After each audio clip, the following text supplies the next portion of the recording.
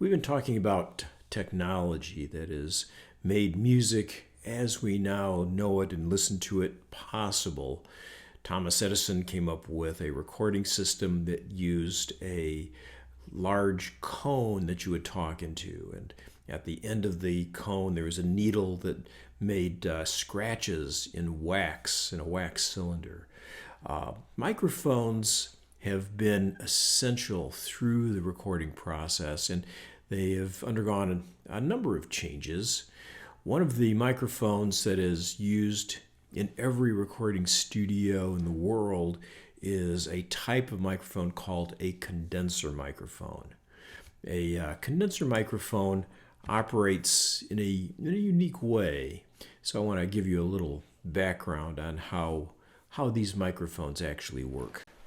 So this is a condenser microphone, one of hundreds of types.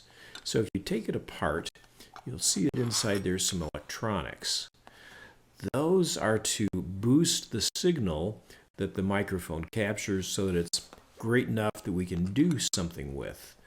The thing that captures the signal puts out very, very, very tiny little voltages, little plus or minus swings like we've seen in some of the sound waves. So I'm going to take this one apart and show you what the microphone capsule looks like. The capsule is what actually is responsive to little fluctuations in pressure. So this really pretty looking thing is the microphone capsule. You see it's shiny. The gold that you see there is actual gold that is coated onto a mylar base, a very thin piece of plastic, and then the gold coating is so thin that you can actually see through it. But what gold is used, why it's used, is that it's conductive, and so electricity can flow through gold. The way this microphone works is that gold mylar is positioned just barely above some brass that is also conductive. And when you put an electrical charge on that brass that's in back, it's called a back plate, that when sound waves hit that gold mylar and the distance between that mylar and the back plate changes, the amount of voltage or the amount of current that can flow through these little wires changes, and they fluctuate up and down, so that those little fluctuations are what gets transferred to that amplifier. Those fluctuations then go down through a microphone cable and into a piece of audio gear.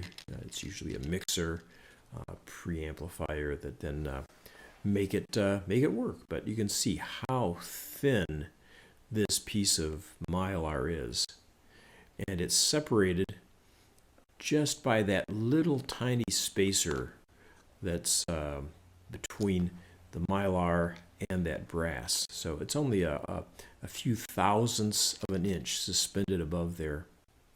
Now this is the back side. The back side really doesn't do a whole lot, except it allows the microphone to be directional. It allows it to pick up what's in front of it, not what's in the back. So those little holes in the brass are what do that. And so there's that spacer. That is the distance that mylar is suspended above the brass back plate. And it's made in two halves, so the halves, there's just two pieces of brass machined with precision to make this work.